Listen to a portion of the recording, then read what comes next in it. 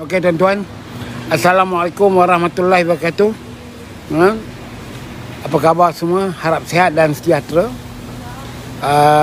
Dalam komentar tadi saya ada menulis terhadap kenyataan Mahidin Yassin selaku Presiden Parti Bersatu, sebab dia dah tak ada fungsi sekarang, yang menyatakan Parti Bersatu ataupun Parti Bumiputera Bersatu ni akan bertanding di 28 kawasan. Maknanya tak ada tertinggal lah satu pun. Pada saya Alhamdulillah di mana Bersatu bertanding di 28 kawasan dan tidak ada masalah kepada UMNO kerana keputusannya di tangan rakyat. Walaupun UMNO menghadapi sedikit masalah untuk bertanding di kawasan DUN Negeri Melaka kerana credibility calon pemimpinnya, tapi saya rasa orang Melayu di Melaka masih lagi boleh menerima UMNO ini. Jadi akan berlakulah pilihan raya melalui 3 corner, 3 penjuru. Yang jelasnya Barisan Nasional, yang wakili UMNO MCA MIC, Perikatan Nasional antara Parti Bersatu dan PAS, dan yang ketiganya Parti Pakatan Harapan yang mengandungi PKR, DAP dan Amanah. Yang itu yang dimaksudkan 3 parti yang akan bertanding di Melaka. Jadi masalahnya sekarang, saya dah kata tadi, harap Perdana Menteri, Menteri-Menteri, Timbalan Menteri tidak berkempen di Melaka. Kerana jika mereka berkempen, kerajaan federal ni dilihat sebagai kerajaan apa? Kerajaan berparti, kerajaan individu atau sebagainya. Jadi lebih baik daripada Perdana Menteri, Menteri, Timbalan Menteri, pengurusi badan berkanun, pengurusi GLC, supaya jangan berkempen. Kerana apabila mereka berkempen, tentulah mereka akan menyerang satu sama lain. UMNO akan memburukkan Parti Bersatu, Parti Bersatu akan memburukkan UMNO termasuk pemimpinnya. Jadi itu akan menyebabkan selepas pilihan raya Melaka ni, kita bukan saja kemungkinannya menghadapi COVID-19 yang bertambah, tapi juga COVID politik. Jadi rakyat keliru apa punya kerajaan yang memerintah Malaysia sekarang ni. Sistem mana yang dipakai? Sistem ahli parlimen, sistem kerajaan berparti, ataupun sistem individu. Jadi ini akan memeningkan kepala bagi mereka dan boleh menjadi gila nanti. Jadi pada pendapat saya, sesuailah, jangan hadir dalam pilihan raya di Melaka ni. Biarlah orang yang tidak berjawatan, Ketua UMNO bahagian, ahli Majlis Kerja Tertinggi UMNO, Ketua UMNO bahagian, ahli parlimen yang tak berjawatan, semua parti pergilah berkempen. Jadi kalau dia orang nak maki hamun, nak buat kenyataan-kenyataan pada parti lawan, tidak menjadi masalah. Jadi akhirnya nanti kalau kita tidak membuat ketetapan, kalaulah Dr. Seri Ismail Sabri selaku Perdana Menteri melawat Melaka, kemudian dia berkempen, tentulah untuk UMNO. Jadi apa yang dia nak cakap? Dia adakah Ismail Sabri dalam masa yang sama berkempen di pentas UMNO, kemudian lagi pula di pentas PBBM yang UMNO bertanding tadi, di UMNO tadi PBBM bertanding dan sebagainya. Jadi pada saya tak perlu menteri-menteri ini pergi berkempen di Melaka. Saya dah ambil contoh Pilihan Raya Sabah tahun 81.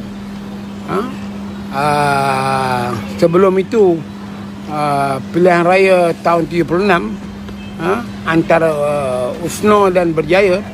Kedua-duanya itu dalam Parti Barisan Nasional. Masa itu USNO menjadi ketua menteri dan menteri dari USNO, tak ada Berjaya. Jadi mereka berperang, Berjaya menang. Tahun 81 Berjaya sudah jadi kerajaan, bubarkan parlimen, USNO bertanding. Kedua-duanya ni sehingga tahun 85 anggota komponen Barisan Nasional. Jadi itu mereka boleh melakukan menyerahkan kepada rakyat untuk membuat keputusan nak pilih siapa. Tapi di Melaka ni macam mana? UMNO ketua menteri, Esko PBM ada, yang tak ada Esko upah. Jadi ini akan mengelirukan keadaan. Ini pandangan saya lah, ya, sebagai orang kecil lah yang melawat Melaka. Tapi saya tidak ada Melaka lagi ni, kerana tak ada bajet lagi lah nak pergi Melaka. Jadi saya duduk lah di Kuala Lumpur ni. Mungkin pagi esok saya pergi melawat lah. Jadi kita kena fikirkanlah, ya, tuan-tuan dan perempuan. Dan saya lihat UMNO dah membuat persiapan untuk nak meletakkan calon yang agak tidak luka. Pemimpin-pemimpin calon yang tidak luka. Saya dipahamkan Ketua UMNO Bahagian Masjid Tanah tidak bertanding kerana lebih berminat untuk bertanding di Parlimen. Ketua UMNO Bahagian Alor Gajah merelakan diri tidak bertanding. Ketua UMNO Jasin masih di keadaan 50-50, sekejap bertanding, sekejap tidak. Hantuah Jaya pun kabarnya kalau tak diberikan kawasan yang mudah untuk menang, dia pun tidak bertanding. Jadi yang ada bertanding ni dua bahagian sajalah. Ketua bahagiannya Tangga Batu, Datuk Ali Muhammad Ali, dan juga Kota Melaka, Saudara Razak, ya. Jadi empat lagi tu tidak bertanding. Jadi mereka akan letakkan calon-calon baru. Ini keadaan yang saya dipahamkan lah. Benar tak benar tak tahulah, ya. Tapi pengamatan saya di Melaka selama 2 minggu pergi, pihak ketiga akan menang di Melaka itu. Pihak ketiga itu pertikaian antara UMNO, PBM, PAS ni. Yang menang ialah Pakatan Harapan, ya. Jadi saya nampak Pakatan Harapan lebih cerah untuk menang. Dan bertambah pula sekarang ni, kalau mereka confident 24 mereka menang dengan mudah, pada saya mereka akan beri lawan kepada 4 wakil rakyat yang menarikkan sokongan itu, menarikkan sokongan itu, iaitu Pangkalan Batu, Sungai Udang, Teluk Mas dan Pantai Kundo bertanding sebagai calon bebas, tidak menggunakan logo Pakatan Harapan ataupun logo PKR. Jadi kemungkinan mereka akan bersaing sama ada PS tidak letakkan calon, tapi berdasarkan kenyataan DAP, nampak DAP agak keras. Dia akan terus meletakkan calonnya di Pangkalan Batu. Tetapi PKR belum lagi mengumumkan untuk meletakkan calonnya di Sungai Udang dan juga Pantai Kundo dan juga Teluk Mas. Jadi kalau kita tengok ada 3 kursi ini akan memberi ruang untuk 3 tokoh, 2 daripada UMNO, 1 pada PBM untuk bertanding. Tapi saya dipahamkan kalau bekas wakil rakyat apa dipanggil Teluk Mas ini bertanding, dia akan kalah kerana dia pun tak servis Teluk Mas itu. Kabarnya tinggal di hotel dan sebagainya lah. Jadi tumpuannya kepada 2 don saja, iaitu Sungai Udang dan juga Pantai Kundo.